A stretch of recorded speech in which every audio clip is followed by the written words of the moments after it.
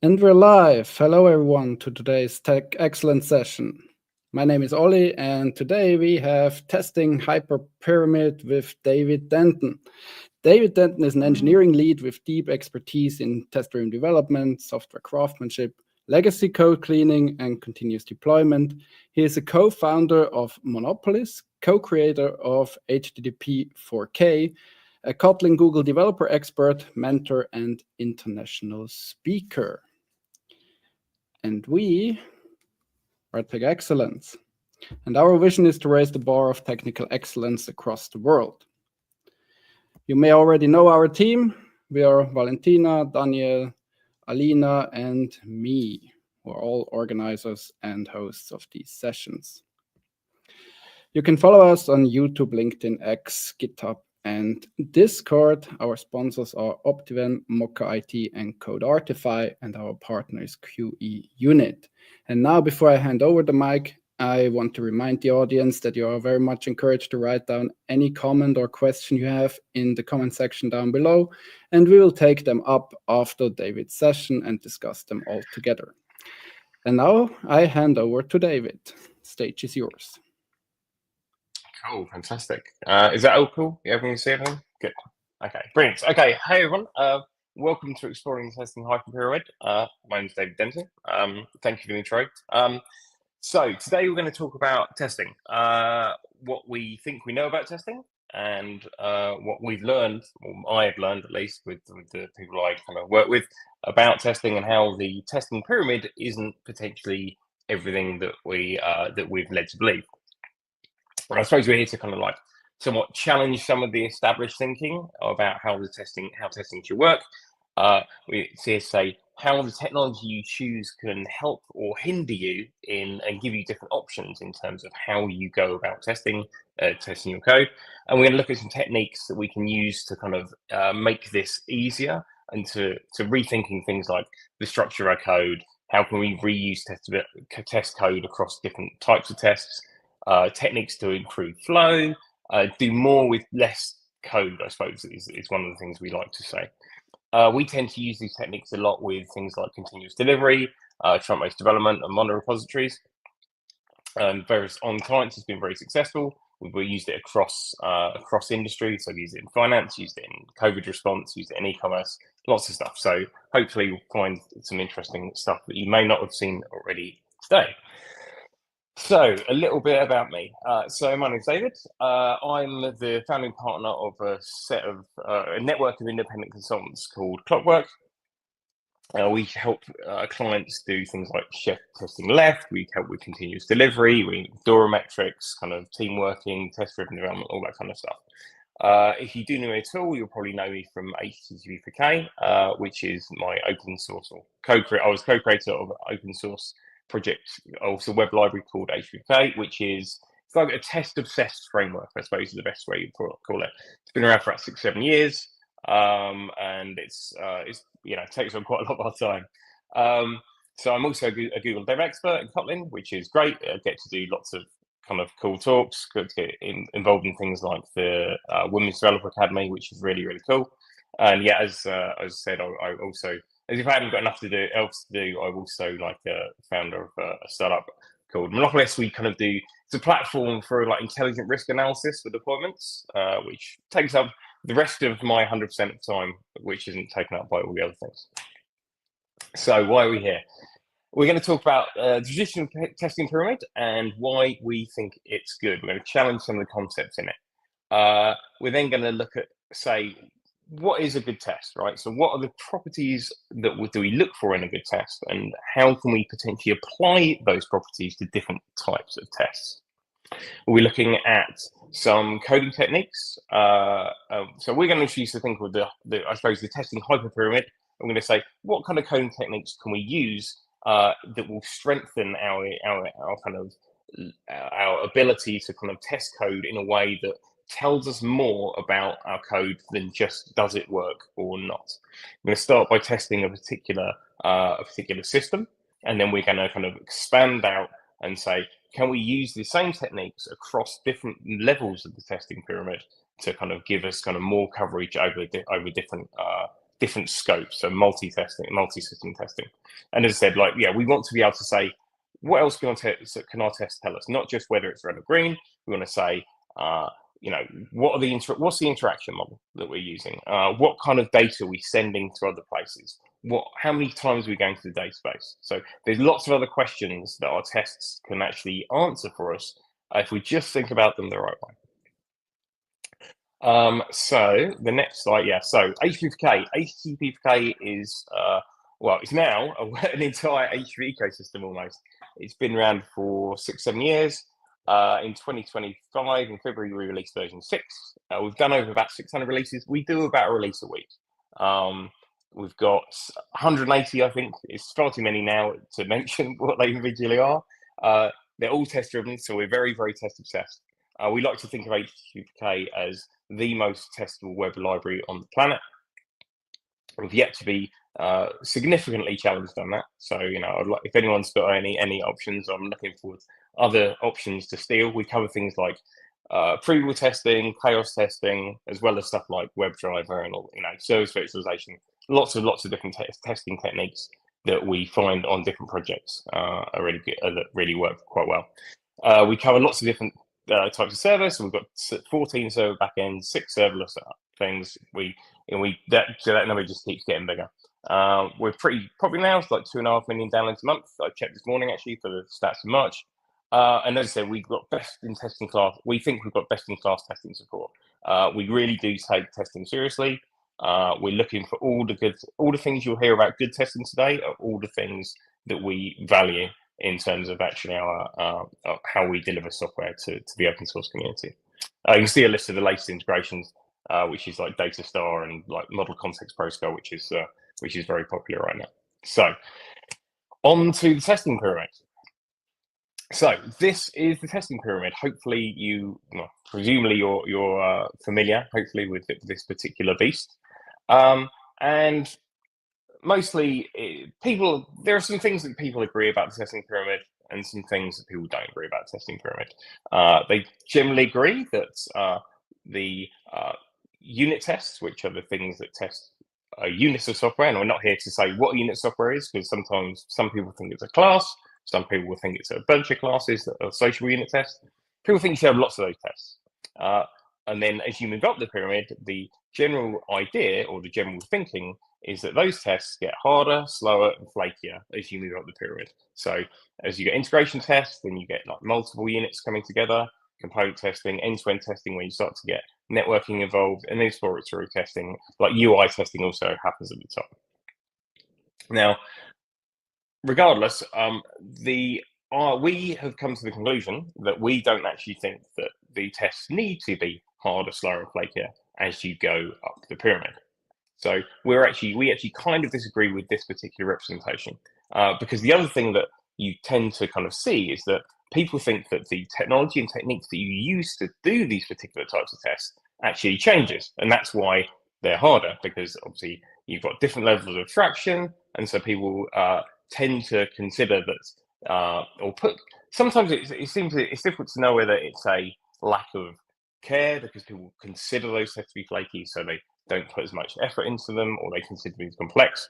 But we think that we've come up with a set of techniques that I'll hopefully tell you about how to apply the same techniques across the pyramid, and actually so we don't end up with hard, slow, and flaky tests. We think the testing pyramid looks a bit more like this. And this is a set of, or it's possibly not what a real Hyperpyramid looks like, but it was a good representation that we found on the internet, so we thought we'd steal it. We think that the tests generally can be thought of as the same set of techniques, actually, but just at different scopes. And you see a set of like concentric kind of scopes of these pyramids here. We want to be able to define our tests in a consistent and reusable shape. And so in order that we can reuse the same bits of code across the various different types of tests, and also to maintain the similar kind of properties that we would want in our most voluminous tests, which are our unit tests. we want to be able to get observability into all of the levels of the testing. So one of the things that people don't like particularly about end-to-end testing, or is that they consider it to be very, very hard to find out what's going on. And we want those. That's one of the real problems that we want to solve. Is like, how do people know what's going on when we are testing many things together? And we think it all comes down to a matter of style of how you actually construct and test your application. And once again, we want to answer questions about what the interactions, what other things can our tests tell us about, apart from just whether it works or not. So it's worth asking now, what makes a good test? So when we think about unit tests, people that's the kind of epitome of what people think is good. It's like, unit tests are fast. Unit tests are easy to write. They should be easy to write anyway. Unit tests are deterministic. Unit tests have good feedback. And unit tests, you can run them locally. Okay, so by converse, as you go up the testing pyramid, what you find out is that people assume that those tests are going to be slow. They think they're going to be hard to write. They're going to be flaky. They're going to give you bad feedback. And you have to run them remotely, which also kind of feeds back into how long it takes to actually feedback. What's your iteration, your cycle time? But we were thinking, well, what can we do to make end-to-end and wider scope tests further up the test pyramid have the same properties as unit tests? So what if we could run an end-to-end test that had the same properties as a unit test? If it was fast, if it was easy to write, if it was deterministic, and if it had good feedback, and you could run it locally. And those are the techniques that we're trying to tell you about today. So what are the barriers to good testing? What things do we find that actually hinder us? Why do tests become flaky and slow? Well, a lot of it comes down to randomness and determinism. So we want to when we have a unit test, we generally have complete control over the environment within which our code runs. So there's some things on the screen. Let's say, for example, time. If you ever seen a class with a thread.sleep in it, if you're a Java programmer at least, or timeouts, or scheduling, or the build comes in, it fails after midnight, but it doesn't fail after midnight, or I think it's like it's the end of it's April now, and so a couple of weeks ago the clocks went forward. So I bet a few of you that are watching came in on Monday morning, and when the clocks went forward on Saturday night, all of a sudden the first person in the office on the Monday morning came in, and the first build that ran, it failed because somebody had put inside it, they'd put a new date, and the new date didn't take into account the change in time, and therefore the test failed because we weren't actually in deterministic control of time within our test. And so the way to get around that is to introduce a time abstraction, commonly called a clock. There are other forms of randomness inside our tests, such as UIDs, randomly generated IDs, any other kind of form of randomness. If you don't have complete control, then you find it. If somebody generates an ID inside a test, and then you try and assert on that value, how do you know what the value is? You haven't got control over the environment, so you can't tell. This is easily got around by actually introducing kind of like seeds into some known seed into a random generator. Also, you can inject this as well. Concurrency, is a classic. You've got whenever you're introducing threads, you're introducing non-determinism because haven't got control over how the computer will schedule those threads. This is often a thing that is, when you see distributed tests, you also see this. You see this very much when something happens before another, and all of a sudden the thing happened that, the thing you're expecting to happen out of order, or it got stuck in a queue or something. And the problem is that we haven't got control of the concurrency. We need to be deterministically scheduling our tasks in a way that we would do if we were in a unit test. Networking is another thing that introduces completely randomness. And networking is another thing that if we're running a test against a remote system, we have no control over if the network is slow or the network will drop connections. What we need to do in our tests is to abstract away the networking so we actually can't see it. And that's actually down to your your code kind of structure. And the final thing that introduces randomness is known state and data. If I'm running a test and I'm running a test against a system that's got a database in it, and the database used to have 3 rows in it, and then as your test runs, a 4th row comes in, and you ask for all the rows of the data or rows of data out of the database, then you're potentially going to get another result back. So there are 2 ways around this. The first way is to introduce some tricks and some kind of clever code stuff in order to try and code around the problem. That's the first way. And the second way is to have a known state of the test and be in control of the actual environment with which the test is running in. And that basically comes down to replacing the abstraction, the storage abstraction within the code with an in-memory abstraction where where everything is running in a known state. All of these things involve having a kind of control over the environment within which the test runs. If you don't have control, then you are undoubtedly unable to actually again and again deterministically tell that the test is going to pass. At the end of the day, we all make assumptions about the way things run within a test that we're running. When we write code, we're kind of making some assumptions, and we need to encode those assumptions. Now, there may be more than one of those assumptions we're making, like something may run before another thing, but those are assumptions that we should be able to encode and test individually. But we shouldn't be having a test case that kind of randomly might go one way or the other, because that's going to introduce that flakiness and this, that everyone hates. So, in order to to demonstrate the code techniques that we've got, we're going to use this example, and it's just a simple example of an e-commerce website. Similar to something, I've definitely done something like this with various clients. If you can think of these as just a kind of random microservice system. So there are some components in this, and the blue components that are highlighted above, those are the things that we have access to or have control over. They are our services. So they can be microservices. There's also, they may just be called services. But anyway, but those are the things that are within our system. We also have some, say, cloud-based stuff. So if we've got a shop, it might want to send an email, and it will talk to Amazon SES. Or if we've got an image server, we might store those images in S3. Those are other kind of actors in our system. We have some external systems as well. Those are things that are kind of external to us, but we still have to interact with. So maybe an event stream that talks to a Kafka or something, or a department store, which is another system that's external to us.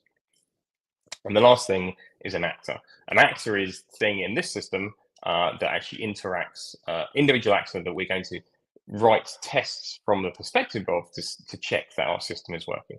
In this case, it's a customer, and the customer in this particular system is going to be able to order some items, but he's going to list some items, and he's going to be able to order them.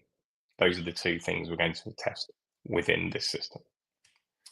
So one of the things, techniques we use within this, and I know it's very popular on the Tech Excellence, is hexagonal architecture.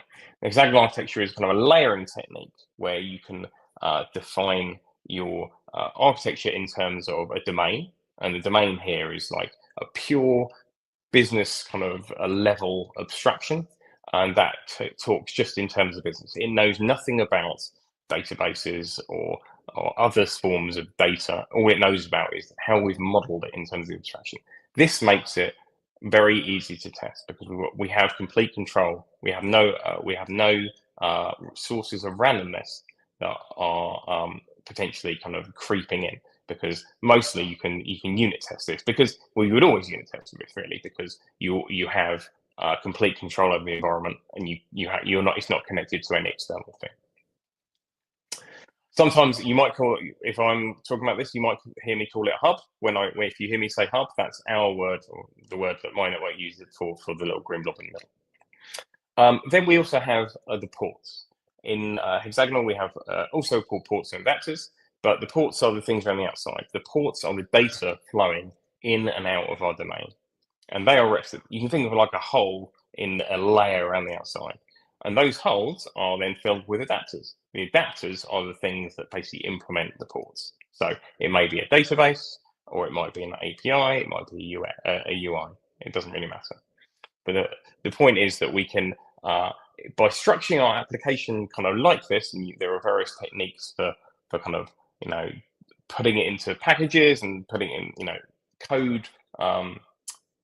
code organization techniques that you can use to enforce this stuff. We're not going to touch on those today, but they're very visible on the internet, so you can go and find about them if you need to. But the goal we have is to very much be able to test, or for the point of this talk at least, is to be able to test not just the inner green domain boundary as a unit test, or we want to be able to test wider and outside. We want to be able to test the pink layer, and not just the pink layer. We want to be able to test multiple hexagons that are interacted and actually composed together with the same properties that we had of that unit test. So, server as a function.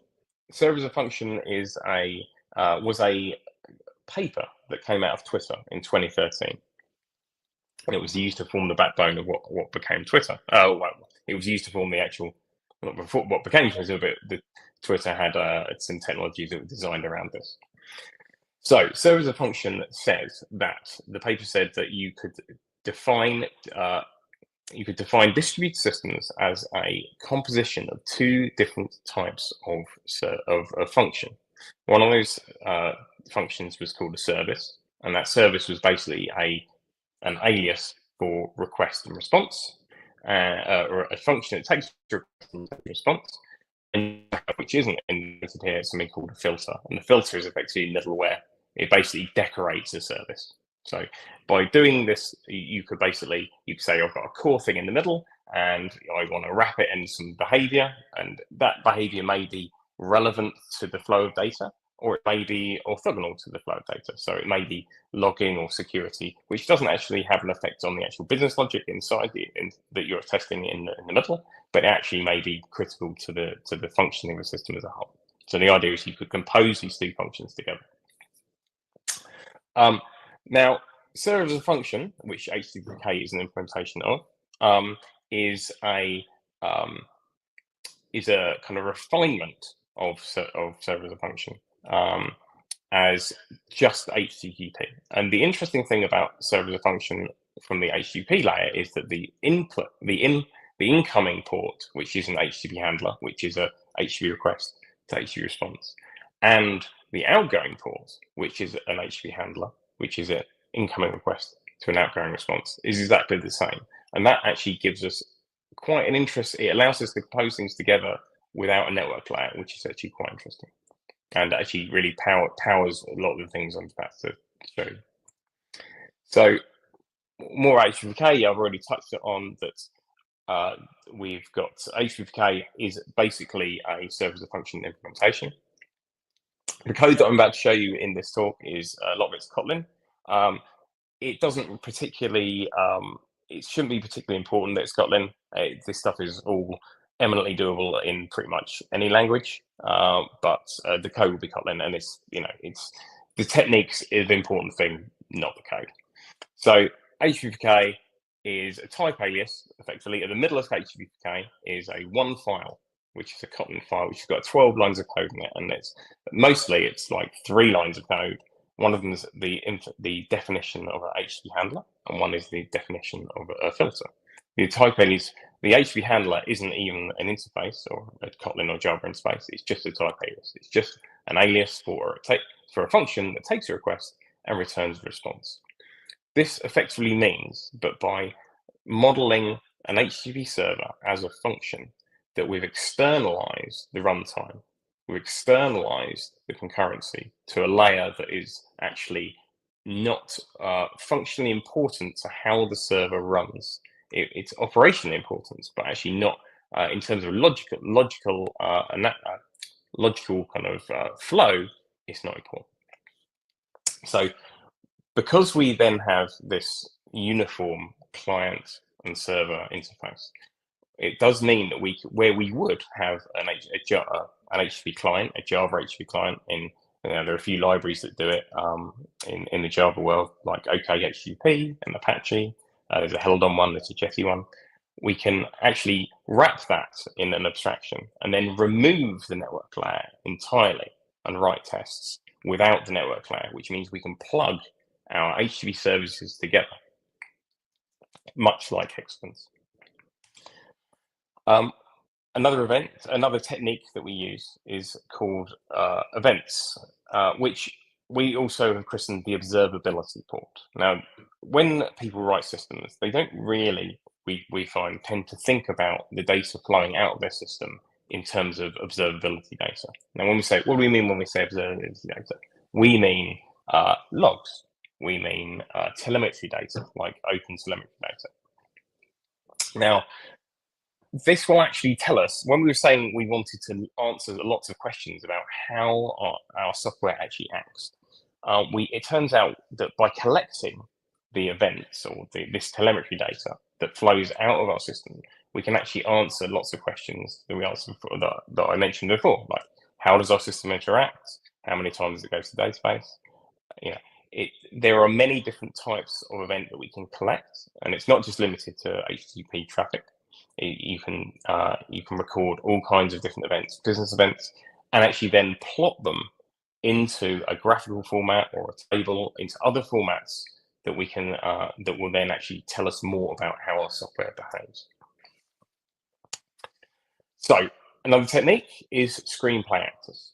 Screenplay actor is screenplay is I think it's quite a popular pattern, and the idea is to express the behavior in terms of a domain client. So we have an interface, and then we would have an implementation of that interface that implements a particular kind of level of abstraction. So the lowest level abstraction potentially that we would have is the domain layer. So we could take an implementation of the customer that was written against our domain, and we could take another implementation of the customer that was then actually the implementation that was talking at the level of a browser, or even the level of a messaging system, essentially. So we're going to focus mostly on the HTTP implementation here, but because it's more interesting, because the implementation that we get for domain is pretty much like a unit test, and you would be able to, it wouldn't actually tell you very much.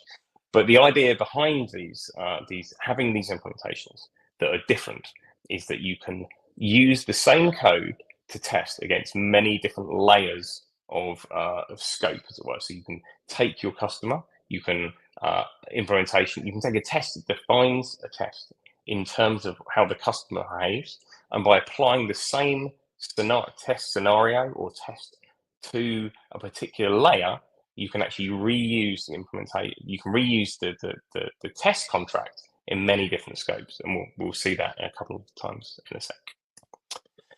So when implementing the customer, there's quite a lot of code here. Don't worry about it. I'll take you through it. This is the HTTP version of our customer. So mostly we do things by dependency injection, and when we do dependency injection, we have decided to do basically two different types of dependency injection here. The first one is the randomness. So the little yellow squiggle, that is basically the forms of randomness that can exist in our system. The base URI is a matter of configuration. It's not randomness, but it is actually variant. And the clock, as we said, about time, the clock is a source of randomness. So being able to inject the clock into the system is very important for us because we want to be able to control time. The second things that we inject into this HTTP customer implementation are the outgoing ports. So we've got the events, data is flowing out of our application through the events interface, and HTTP traffic is flowing out of our implementation through the HTTP handler. So you'll see this again and again, this pattern of the sources of randomness being injected in and the ports being injected into our code.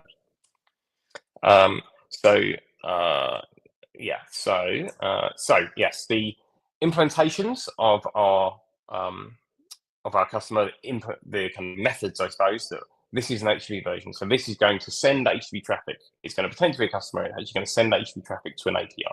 And the implementation details of these two things aren't particularly important. All they're doing is shuffling data in and out of an HTTP call, effectively. Not particularly interesting, but that's what it's doing. What's going on here is we are decorating our HTTP handler with different particular things that will give us the power of recording those events. So we're saying we're doing request tracing. So request tracing can be either, in HTTP anyway, can be either open telemetry tracing, or it can be kind of B3 tracing, which is a traditional B3 old school tracing. We're setting a host for a base URI, which means that all the traffic that we send, you can see online, when we're doing the list items, we're sending into /list. By setting the host, we can ensure that all the HTTP traffic that goes out of this customer goes to the same URL or the same host. And the app outgoing HTTP is basically wrapping the HTTP handler that's coming in, and it's going to then perform, it's going to give you some more functionality. It's going to decorate the functionality of the HTTP interface. So the most important one here is the app events, where the app events is effectively going to be tagging each event that goes out of our customer with the name of the actor in question, and it's also going to be tagging it with the request tracing identification. So the purpose of that is that the every event that comes out can be plotted in a tree and a graph of exactly when it happened, what happened, and what data was attached to it at the time. So fake adapters is another technique that we have. So fake adapters, we use, instead of mocks, so we use a type of test-driven development, which is kind of outside in. So we tend to start with a wide-ranging acceptance test and then narrow in on the implementation, as opposed to starting with a low-level test and then for each item, for each piece of code, and then kind of working our way outwards. So fake adapters we would use always, these basically end up being a replacement for mocks. So we tend to not use mocks at all. We would use basically stateful, really, really small, simple test doubles, which are in-memory fakes. And so they're very cheap. They're very simple to make. They're mostly made based around lists and maps. And this one is basically pretending this fake warehouse. You remember the warehouse on the diagram was one of the systems we were talking to that wasn't ours. We're saying, well, what we want to do is to say we're going to pretend to be an HTTP server. One of the things that HTTP gives you is the ability to really, really simply create HTTP APIs in a very functional way. It gives you a lot of tools in order to make it really cheap to do so. And you can see at the bottom we have is a main method, which is going to actually start this thing on a port. So I've highlighted here, this is the API. So the API of the warehouse is /v1/items. And we're doing some stuff with we're going to get a list of items from the map, from the stock levels, basically. And then the dispatch, we're going to say, well, we're actually going to reduce the level of stock levels in our warehouse. So that's just another HTTP API that we're making. You can see here that the fake warehouse implements HTTP handler. So that is our port. If you remember, our port interface was HTTP handler. That means that instead of injecting into anywhere that takes an HTTP handler, we can inject a fake warehouse instead, and it will just connect an outgoing service, an outgoing HTTP kind of call directly into the HTTP handler without actually a network traffic in the middle.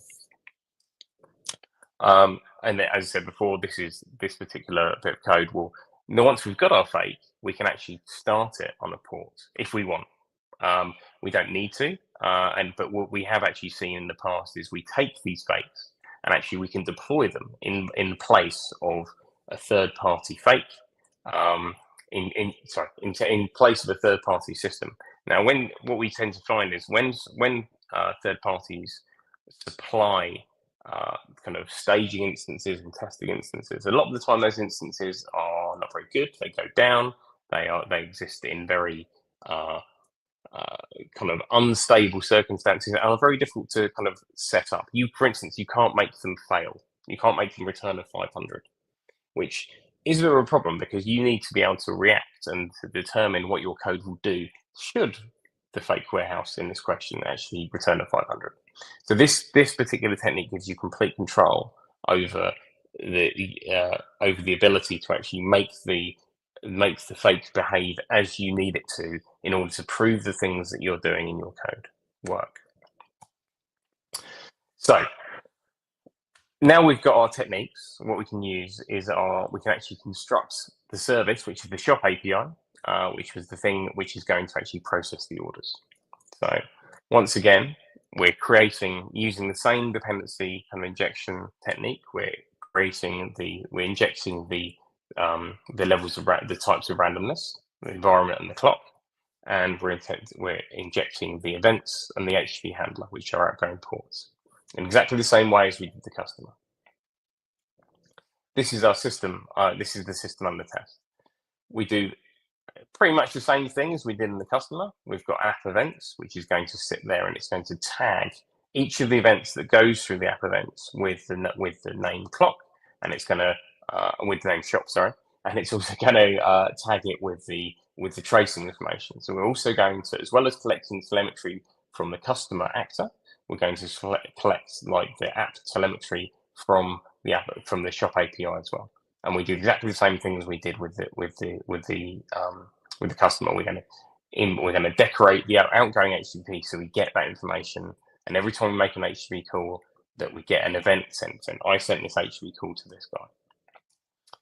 The shop itself, this is our domain layer in terms of the little green hexagon inside the hexagonal architecture kind of representation. And the shop exists only in terms of the abstractions that it uses. So it uses a warehouse, which is an HTTP warehouse, and it uses notifications, and we're gonna send out an email. So we're gonna do it, and use Amazon SES for that. And finally, what we're going to do is the shop API as well, is also an implementation of HTTP handler. And so it is just an amalgamation of the two different types of routes. There's place order and list all items. But the actual thing itself is just a web server. But this is not an actual server. This is just a function at the end of the day. HTTP handler is just a function. Our shop API in this situation is just a function. So we can attach it to a runtime if we want to start it up as a server, but until we do so, it's completely unit testable through just sending it some HTTP messages. Once again, a lot of code. We'll go through it in a minute. So this is how we would test an individual service. First of all, we have a scenario or a test case, basically. The test is, if you notice that the test itself is an interface, so it's not an abstract class. It's actually complete. There's no implementation here at all. So we inject a customer into it. So we need to remember we had an HTTP customer, but this test would also work against the domain level customer as well. And we're saying when I try and list the items, I get the list with the items of one, with the ID of one. Now, in order to make that work, obviously we need to have an exact control over the top of the list to make sure there is only one item in there. And it's got the item name or item ID of one. If we don't have that, assurance, then there's no way this test could work in a kind of more end-to-end environment. So that's the scenario. We have the shop API tests, which implement the scenario. So because it's a class, and it can implement as many scenarios as it likes. So we can have each of your tests can be an individual interface. So they can individually test one particular piece of functionality, and you can mix and match them in as you want. And here we're just basically providing the basis for which we're going to test our scenarios under. So this particular one is an API test. So it implements the list API scenario. We create the HTTP customer because we needed an HTTP customer, and we needed a customer, for our scenario to work. So and we're creating the shop API, which actually is sitting underneath that. Now notice that the HTTP handler here that's being injected is actually the shop API. At no point are we actually introducing a real HTTP client at all.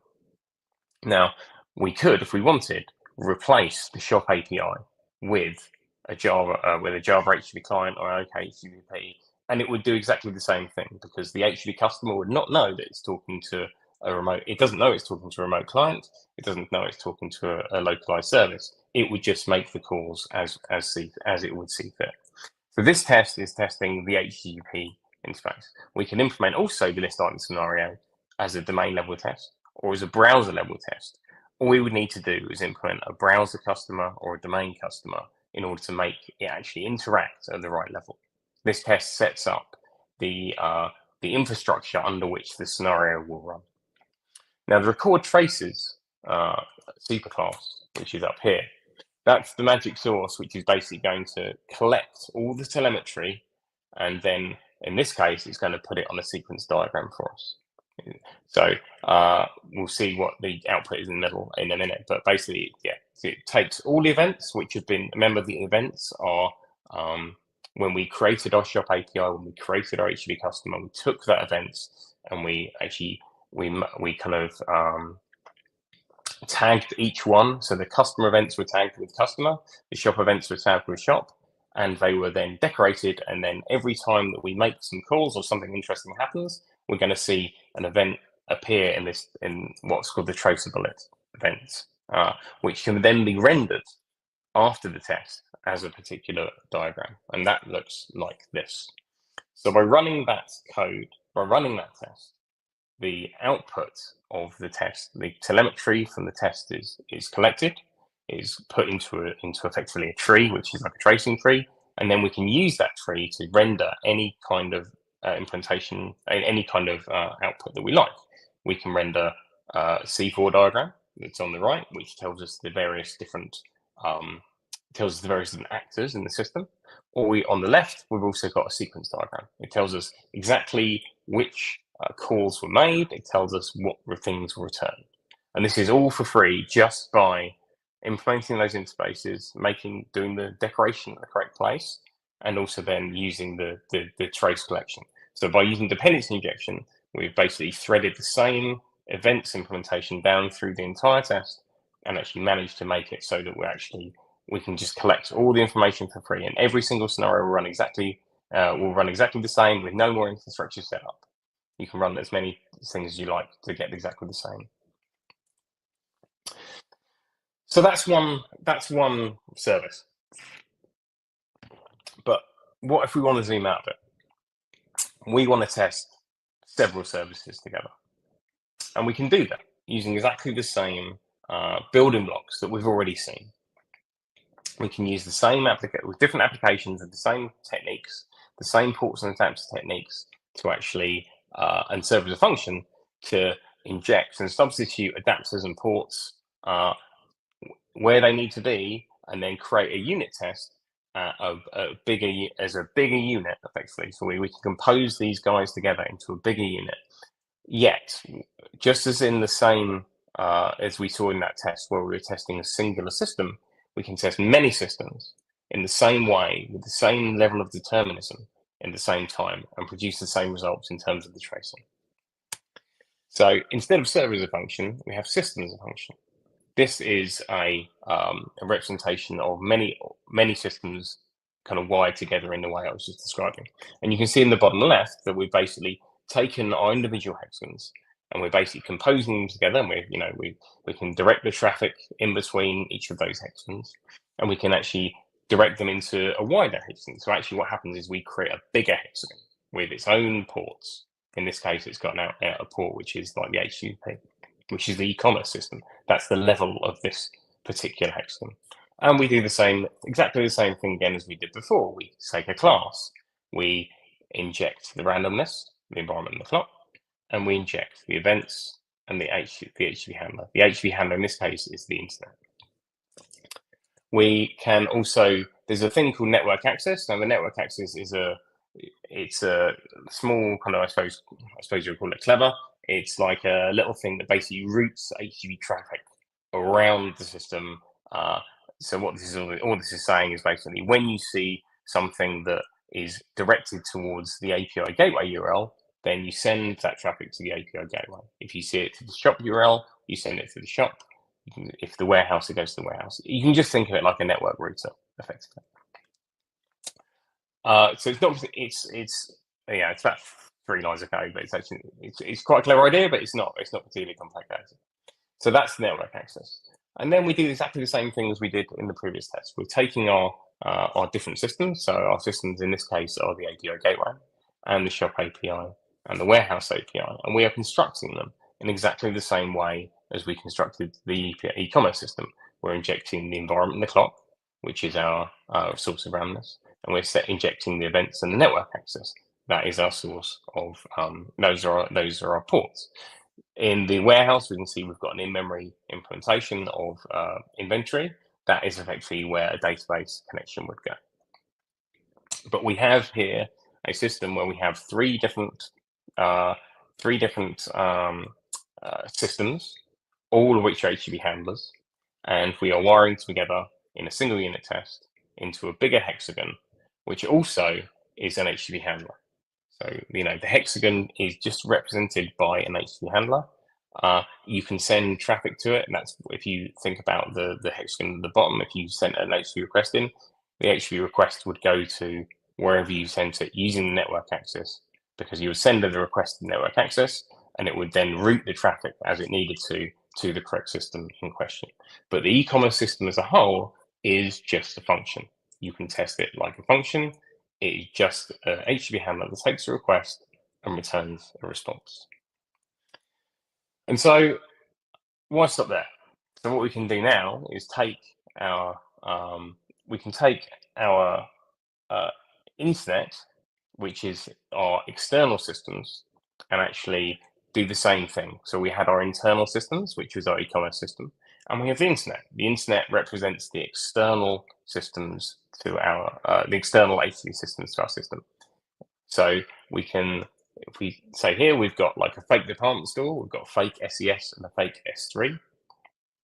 And the fake SES and the fake S3 are they're basically provided by HTTP. We've got a sub ecosystem called HTTP Connect, which effectively creates copies, they are copies of Amazon services that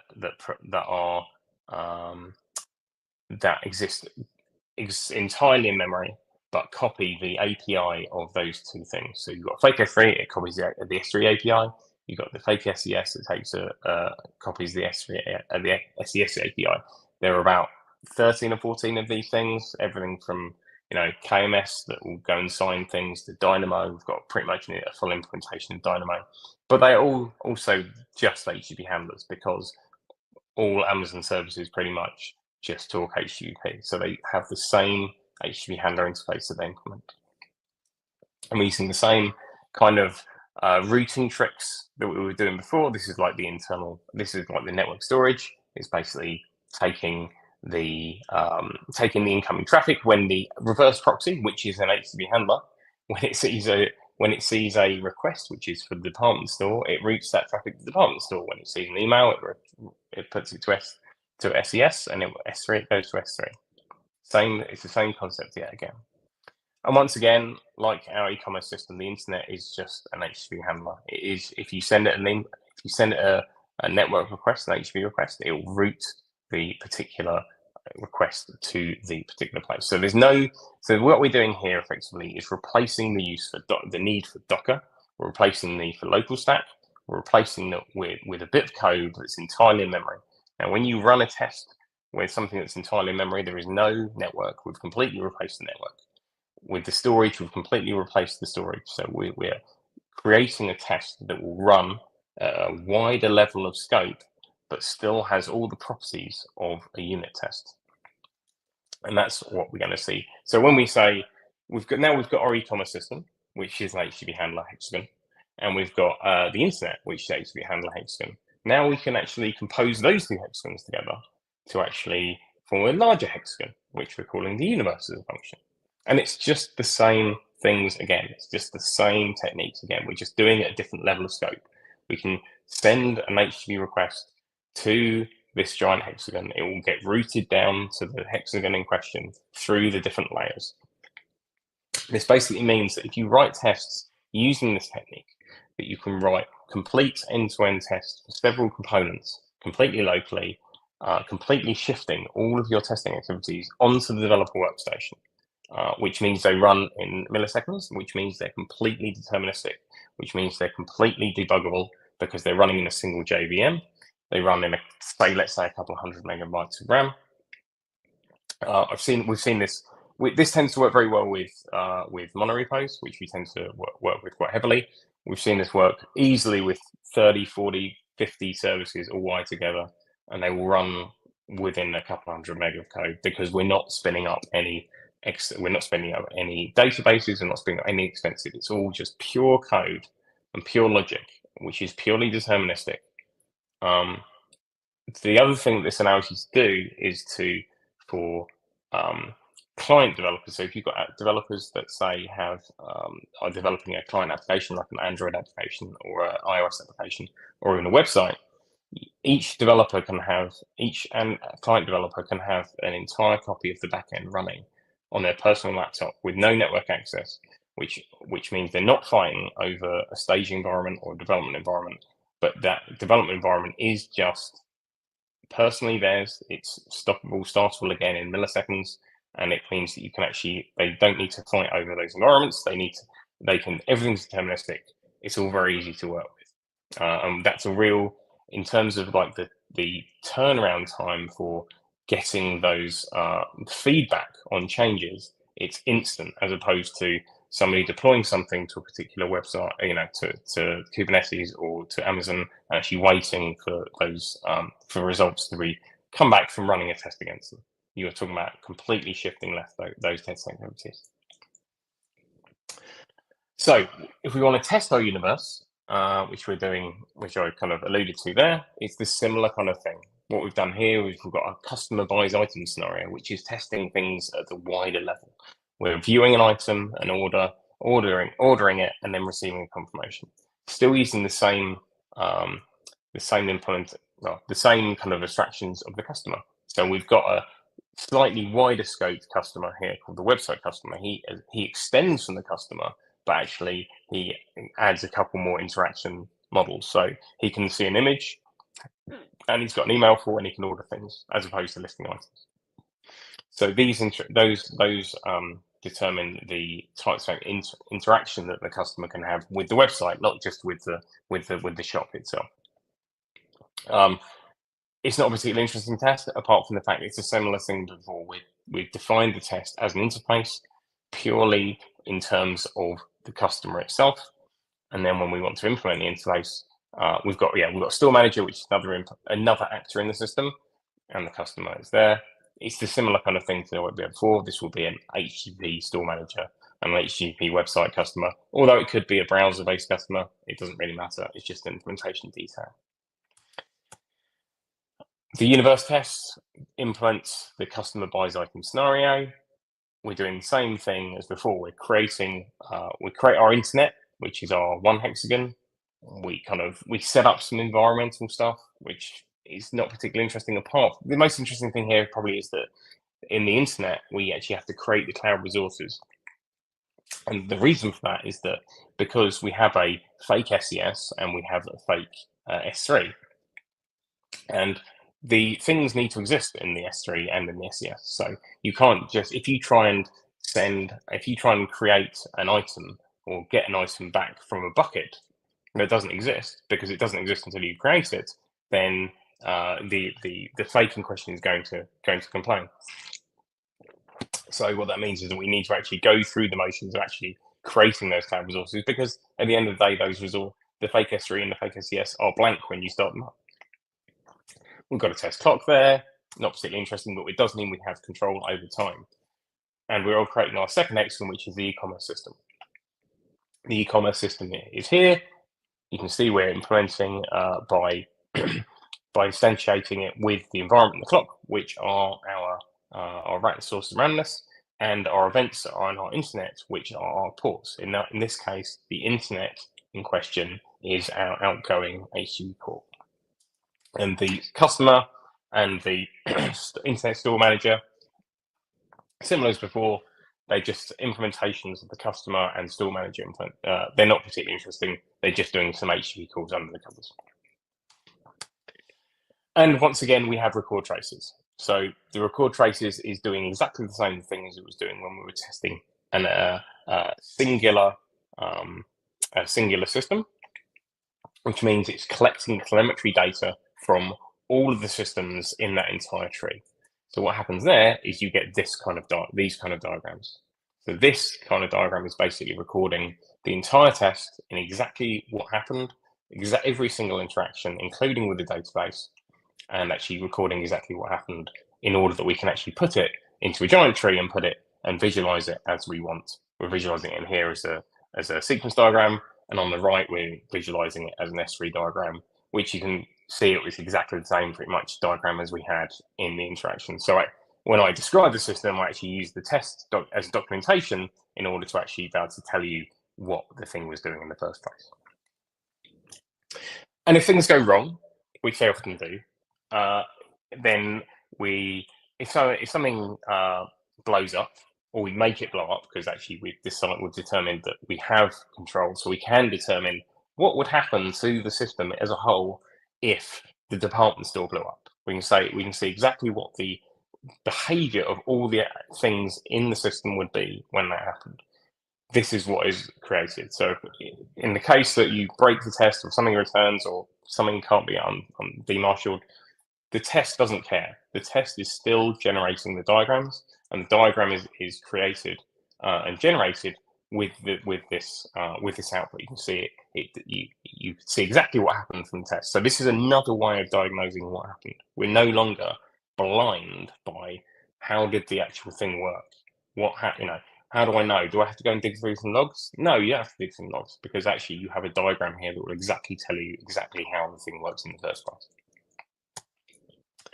So that's it. So there are some practices that make this easier, some practices that we do, and Clockwork in general is kind of like very experienced in providing clients with. We find that monorepos work really well with this. Monorepos give you simplicity to orchestrate various changes. They allow you to do lots of refactoring easily. You can involve common infrastructure like this testing infrastructure easily. They work for dozens of services. We still need compatibility testing. That's out of scope for this talk, but that is a thing you would have to do anyway. We do like TDD. We do outside-in test-driven development. We don't use mocks. We do very, very few classes on a single class, because we tend to drill down into an implementation. We start with a wide-ranging acceptance test. We drill down into the individual tests, into the individual kind of implementations. So we write the tests as we need to. Amusing, what that means is you end up getting a lot of coverage from potentially just a few tests, because you narrow down as you implement. You narrow down. You say, I need a test for this guy, and you write a test, as opposed to religiously writing a test for every single piece of code. You write tests as you need them, which is quite a pragmatic way to go about getting coverage and confidence, which is, at the end of the day, is what we want to do. We're trying to get confidence about the code working without potentially having to inanely go and just test every single thing with a mock just because somebody mandated some level of test coverage. Third-party contract testing is very important. So when you have if you're going to use a fake, then you need to make sure that the fake interacts and works is exactly the same way as the thing it is replacing. This means you need to write contracts, and you write two implementations of the contract, and one implementation is run against the real system, and one implementation is run against the fake. And it means that actually you can guarantee that, to a certain extent, that your code your fake is interacting in the same way as the real thing. Now, there is an advantage to this, because you have complete control over the fake. It means you can actually make it blow up, or work out what would happen if it starts behaving in a very contradictory way to a non-operational way that you want. So actually, in HTTK we have a thing called the chaos module, which effectively does chaos testing. you can introduce random random or controlled problems into systems to see what the effects on the overall system would be. And it's actually quite an interesting exercise. And ADRs are very important, architecture decision records. We do a lot of documentation, a lot of sharing of patterns, and some of the, we find it's very, very important to when people come on to say, why does it work like this? And by having kind of a lot of documentation, it's very, very, or ADRs at least, it's very easy, much easier to kind of, I suppose, justify the way in which you've written the code in the first place, and the decisions that you've taken. And what do we get out of this? So what we get is that we get systems that can be tested more locally by shifting everything left.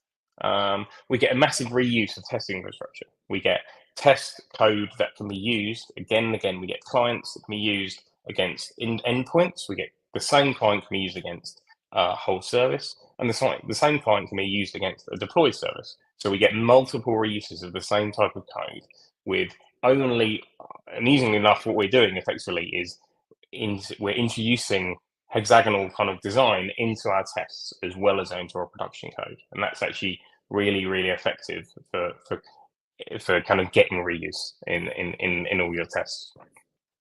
We get a good separation of business logic and infrastructure, and we also kind of shifting our observability left almost. We're saying observability is a first-class entity in our system. The event stream allows us to kind of formalize the things we're expecting, and actually to be able to assert them. To say, when I make a call to this service and it fails, I expect this message to go to the logs, and that logs or Honeycomb or wherever it is. But it's important when you're operating a system that you actually know that it's going to work correctly when it doesn't work. And that's actually a thing that actually observability port really kind of gets you by actually making that a fully fledged part of your system. This is the observability that we're going to use. We can actually make sure and test against what we're expecting to happen happens. We can test one or more services in the same style. That's really good. Once again, we talked about monorepos, but it does work that you get kind of like lots of different code reuse. We have achieved also higher levels of tests with the same properties that we like to the unit test. Those tests are fast. Those tests are deterministic. Those tests are not flaky. They're actually and they're easy to write. So by giving those particular properties to wider scoping tests, we find that it generally means that people are much happier to write those tests and to maintain them because they get so much more out of them, rather than most of the time people's interaction with end-to-end tests is purely only, I have to go and look in GitHub Actions and dig out the logs and try and find what happened, and it's a complete nightmare and I don't want to do it. And the last one is free documentation. So documentation is a thing that we really, nobody likes writing. Maybe in the age of AI, it's a percentage a bit easier, but we can document our tests. We can use our tests to document our code in ways we never thought. So, for instance, we can create architecture diagrams like that. We can say this test, we can count the number of hops or network hops within a particular interaction. We can say how many times you go to data trace. We can say what exactly, could our database interactions be more efficient? Can we do things in parallel, et cetera, et cetera? There are lots of different answers that potentially are waiting to be unlocked, just if only you could see what was going on inside your test. And that is it. So thank you very much for paying attention. The talk materials are there, and or you can under that link, or you can actually go on and use the QR code. And now I suppose it's time for questions. Thank you very much for your attention. Thanks. Thank you so much, David, for your presentation. I'm not really had to reconfigure my brain on how I view the entire software development and testing. I mean, I mainly come from basically Java with Spring Boot and everything, and I do clean architecture, hexagonal architecture. But I've understood, or I've used the idea of putting one into the other and layering like a matryoshka. but with these functions in Kotlin, it looks very interesting. I really have to give that a try as well. So thanks a lot for the presentation. Let's go into the questions. So we have one here, which was in the very beginning. So it was about the flaky tests you were referring to. And Anastasia is asking, flaky tests sometimes make developers see tests as unreliable. What's the best way to explain this to them, to developers? I think maybe the fact is that we do have this kind of, I think, integration tests and those tests higher up the pyramid, they've got a reputational problem, right? Because they have a reputational problem because they are run in unstable conditions, and of course they're going to be flaky. That's what's natural that's going to happen. So what we've tried to do is to take as much of that infrastructure and move it onto the developer workstation as possible, and make it so that you are, all those tests are run. It's all about having control over the environment. If those tests that Anastasia was saying are flaky, would not be flaky at all if everything was under control, if time was under control, if the resource around this was under control, if they knew how much stuff was in the database before and after the thing was run. Computers aren't not deterministic; they're completely deterministic. It's the environment in which we run them that makes them undeterministic. And at the end of the day, most of the tests, most of the benefit we get from tests is for the most part is how will this logic run? This logic, which isn't fuzzy, right? It really is as well. It's completely deterministic. How will it run under the set assumption or conditions that I already have? And to be honest, it is a case of explain it. It's a case of I think it's a case of rebadging the tests in a way that would say, well, what is it we can do to make the conditions within those tests run less or more deterministic? And that will make them more less flaky. When you are forced to run tests in a non-deterministic way, you are forced to basically put in hacks in order to make sure that things work in a particular way, and it becomes it's like trench warfare, I suppose. About you have to put in one thing, and then that kind of fails, and it works 90% of the time, and then something else. I've seen it happen, right? I mean, we have exactly the same thing in HTTP. The port-bound tests that we test servers against are always they're always the flakiest. It's the nature of things, nature of the network. So you've got to take those things out of the loop if you can. Yeah.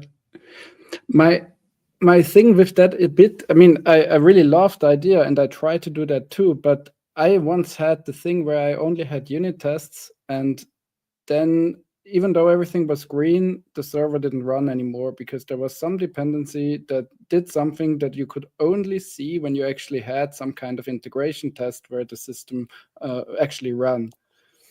Yeah, definitely. So the thing is how you made, right, so your tests have been written under a particular set of assumptions, and the assumptions are that system is there and it's working. So your assumptions potentially aren't complete. There is a hole in your test coverage, effectively. So what we're trying to do is and by the chaos testing stuff effectively as well is a way of kind of bringing those assumptions closer to you in order that it's easy to recreate those what would happen if this particular thing blew up, and you can see it cascading back deterministically as well. You can see it completely every time and time again. So, and it's much easier and it's more fun to determine what's going on. It's much easier to determine what's going on rather than digging through logs to try and pull all the testing as much towards the left as possible. And how much framework are you actually still using? I mean, with these functions, I mean, when I have Spring Boot, I have so many things around it. Basically, I don't really know what is happening underneath sometimes. So everything in HTTP is completely deterministic and completely framework free. So as I said before, so what we've done is effectively what HTTP does is effectively detach the runtime, which is hard, it's servers and hard stuff, from pure logic, which is easy and deterministic, comparatively, as it were. Yeah.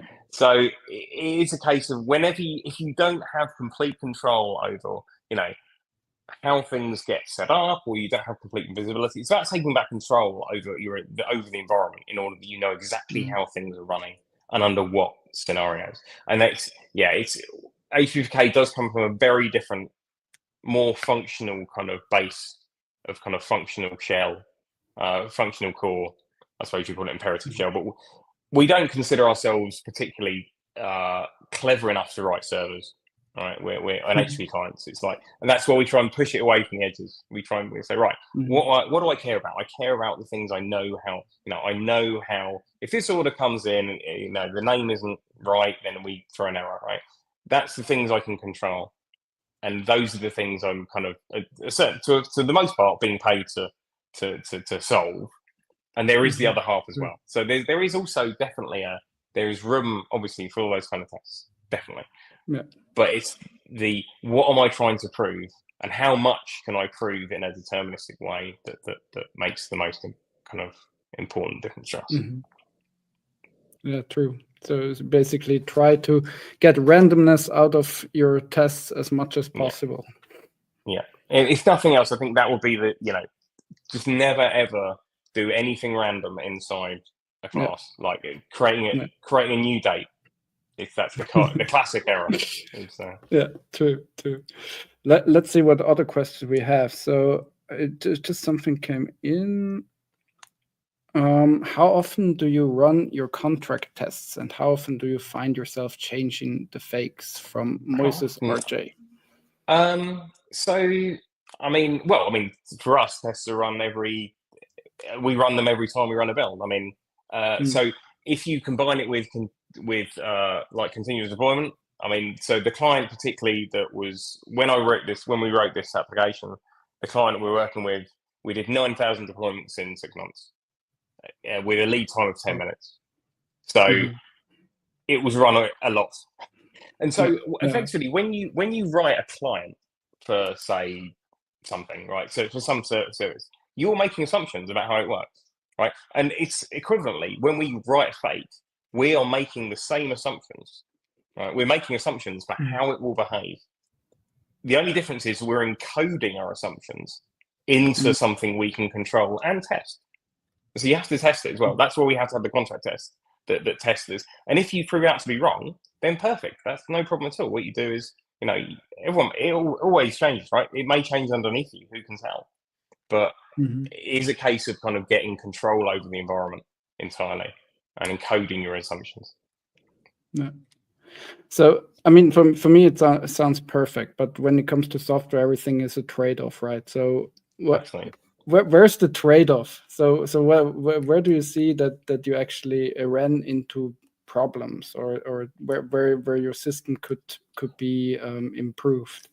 The trade-offs mostly are, I think, that in order to take full advantage of this style of development, style of design, you need to kind of play by the rules, right? You're doing a lot of sharing of infrastructure, which is why kind of using a monorepo makes it so much easier, because you're not sharing libraries around. You can refactor across things, because it doesn't spring into life as being this magic entire, we can just test 19 different things together in no problem.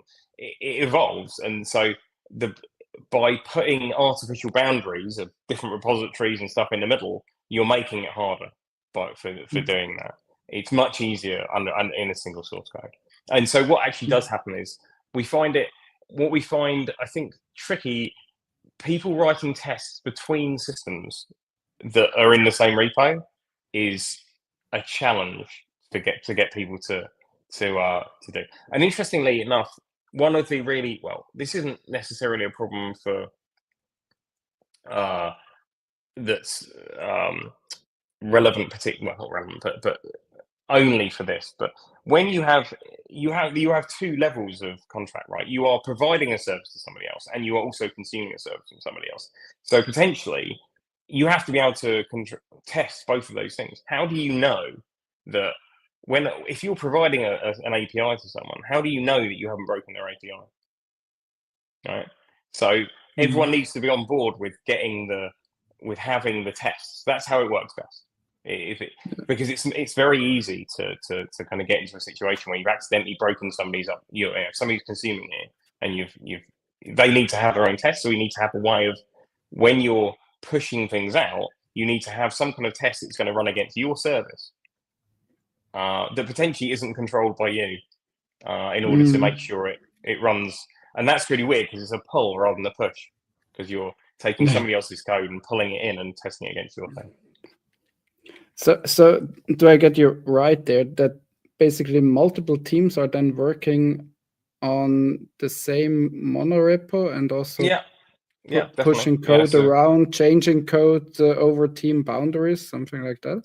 Well, I mean, so there tends to be, what happens is that there tends to be a kind of core kind of infrastructure type team, platform type team, and then so a lot of what eventually what you end up doing is you're putting the infrastructure into place to make people's lives easier, right? So most people, the trade-off there is that either everyone does it by themselves, everyone has to write the observability and write that and write that and write that, or they can import it.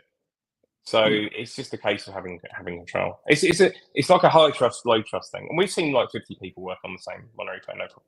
That's all. I mean, it doesn't, whether it scales to, I mean, you'll have to ask Google or Facebook whether it scales to 10,000 developers, but they have their own, they've got their own infrastructure, own problems.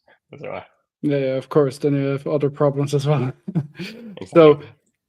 So, and would you integrate something like bounded context from the main-driven design into when you design your system with the different your hexagons or services? Yeah, so definitely. I mean, I mean, it will. I mean, I'm not. I don't use DDD off the cuff, but I mean, I've worked with it. It's not the style itself is not. It doesn't particularly kind of enforce that you work in a particular way or have a particular thing. It's so it's kind of case by case, really. It depends what the team's used to. DDD is quite it can often be a challenge for people to get their head around. So it can be quite academic, I think. Yeah, it's quite complexity in itself sometimes. Exactly. Absolutely.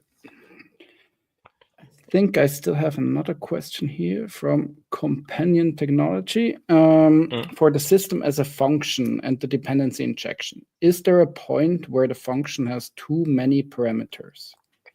Potentially, yes. And this is something we find that is definitely a thing. You tend to end up with you may end up with like an infrastructure class which has got which for instance has all the random stuff on it, right? It's like it's the environment, it's the clock, and the random thing with the random seed in it.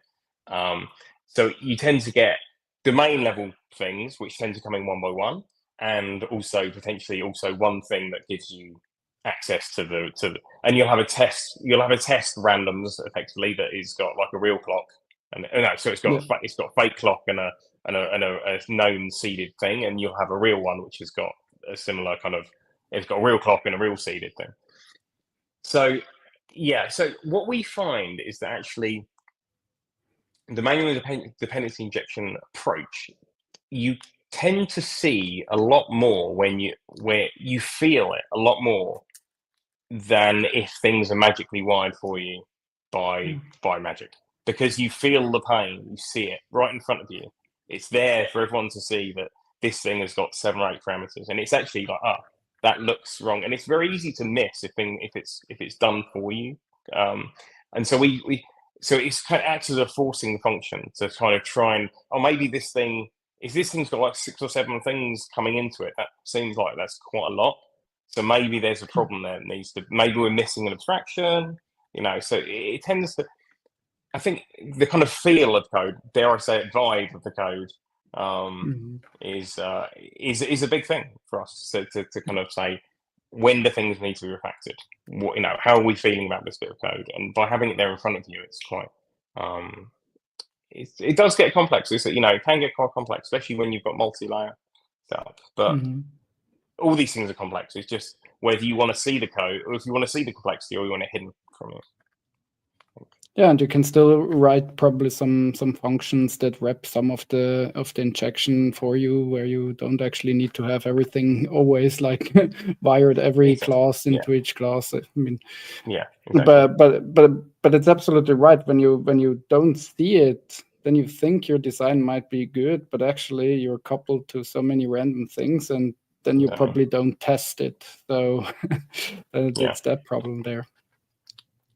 Well, thank you. I want to ask something else. Now I need to think briefly. So I thought this HTTP handler, it's not an interface. It's more like a type alias, you said. It's just a type alias. But still, when you basically only see that, I mean, I would treat it as an interface. I'm still from Java, so I see interfaces. And if I have a Java interface or a port, let's say, it typically has some domain meaning or some intention that I understand what it actually does. But if I only see like request response, then I don't have that, so I don't really know what I get there. Yeah, I mean, so it's interesting. So we're definitely approaching like Hexagonal from a slightly different level of granularity. Definitely, we are in this. We are. I mean, there's nothing to stop you creating another hexagon underneath, right? That you take your HTTP hand, and then integrate it in. It just depends on how you find your balance, really. The interesting thing, and we didn't know it when we first started, we didn't quite know just how kind of comically overpowered it would be. We were quite surprised. The first year was like, this is really weird, the way that we keep finding new ways to use this kind of implementation, this type alias. The compositional effects really kind of do mean that you can compose things so strongly, and we've used that again and again inside HTTP to do different things. What we've managed to do, we've got 180, I think it's 180 or so modules now, and a lot of them are tiny, but they're just, for me, it's going to be an object lesson in taking small, simple concepts and being able to actually combine them and compose them into like more powerful abstractions. And it consistently surprises me how, and it's not always me, it's often other people as well. Oh, I've done this thing, and it's, oh my god, actually that's really impressive. Oh, what did you do? I just put this and this together, and it made this. Like, wow, that's really cool. And so a lot of it does come down to like functional design. I think it's kind of almost like the Unix approach, almost like input output. So. I mean, if you look at it, it's basically the lowest level where you go is a function, and then you add a function to a function, and you call a function from a function, and then you basically can just wrap it and wrap it and wrap it, and then you get a bigger function that does basically more for you. I mean, in my opinion, object-oriented programming stuff sometimes also gets a bit wrong. Then you have classes, and then you have functions, and then you have interfaces. But basically, if you look at it, you're actually interested in the interface, and then you add an interface to an interface. So basically, you can compose it like that as well, exactly like you do, basically. And exactly. we probably need to do it a bit more in that, or think a bit more in this composable way instead of classes or objects that interact with each other. Yeah, it's very like, so I say what's quite interesting is like, the more I go, and this may be a Kotlin thing because Kotlin supports top level functions, but the more I go on, the less if you look back through the code, the slides there, you'll see a lot of the stuff wasn't classes. It was just everything it implemented. It was a function that returned an HTTP handler. And so I kind of say, when I've started to think about when I would actually create a class, it's like, and actually, when do I care about for me, a class is like some behavior with some state, right, effectively. So unless I actually need to track that state, or the class needs to have an identity, I've kind of almost gone to the level of going, oh, actually, does it need to, by default now, I'll just create a function. I won't create a class. And so that's it's an interesting shift especially in, I did Java for, well, still everyone does Java, right? But I mean, I did it. I've done it since 2000, so nobody ever really leaves the Java club. Yes. But it's just funny how the new capabilities, something like Kotlin, allows you to. I was like, things I hadn't really thought possible are actually possible now. So it kind of slightly shifts the way you think about things. So it's definitely worth exploring other alternatives, even if you don't use them, just to see how differently. I'd encourage everyone to look at functional design just to see how it shifts your head a bit, just to see where you might not miss something. Or, Yeah, exactly. That's actually what I always think, because when I look at object-oriented programming or functional programming, I don't see that many differences when I actually look from a behavior perspective, or from it's still functions. They act on state to some extent, but you can also pass the state in and get it out again. I mean, there's no harm in it. What I'm interested in is basically the functions that interact with the data. And if you approach it more from that perspective, then somehow the code, in my opinion, becomes like leaner. It's hard to explain, but I just see it as you focus on something different. You don't focus on the state or how is this class called, but actually what behavior your system should provide. And I think this is a bit a mind shift when I see. I mean, I work with JavaScript, and there I usually use functions, and then on the other hand, in Java I use classes. And then when you use both a bit, you actually see much more how similar they are, but also the advantage that both give you in some regard. I mean, somehow like that. But I will certainly do much more. Or focus more on this functional approach. I really like it. Especially now that you do it in Kotlin. I mean, that's anyways a cool language to learn. So yeah, it's a great language. I say, it's very nice. It's good. Yeah. It's been a pleasure. It's like I recently started Dart, so that's interesting. It's an interesting kind of mix of Java and Kotlin, I think. So we'll see how it pans out. Yeah, HUD coming up. So I actually had another question. The whole function in functions, how you showed it was microservices, right? It was like microservice. Yeah, I mean, the thing is, you can't tell what is a microservice. I mean, that's the funny thing. Of course not. The interesting thing about this particular kind of you still there? Yeah, it's good now. You still there? Excellent.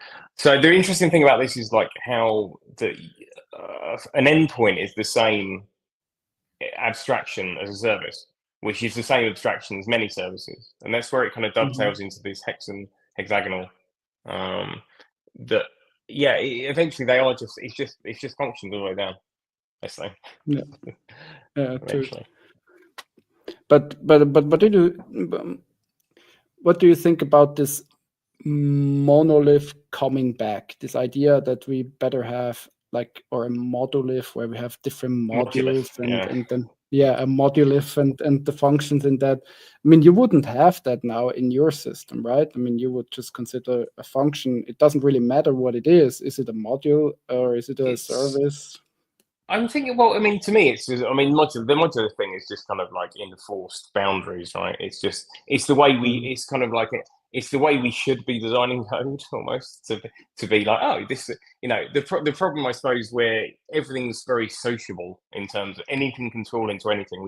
We don't tend to take, well, Java especially doesn't, I mean, even Kotlin actually doesn't tend to take kind of module boundaries particularly seriously. I mean, they tried to put modules into Java, and it didn't really work very well. Didn't work. So,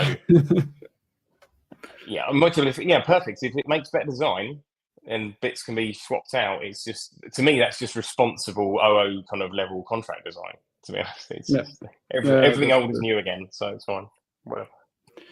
In the end, it doesn't matter how you call it. It's more about what you're actually doing. You need to understand what how you design your boundaries. That's Exactly. Yeah. that's the important thing. Not if it's a monolith, is it a microservice, nano-service? Who actually cares? Well, You need to, I mean, when I was younger, we used to call microservices services. Just yeah. It was just a service.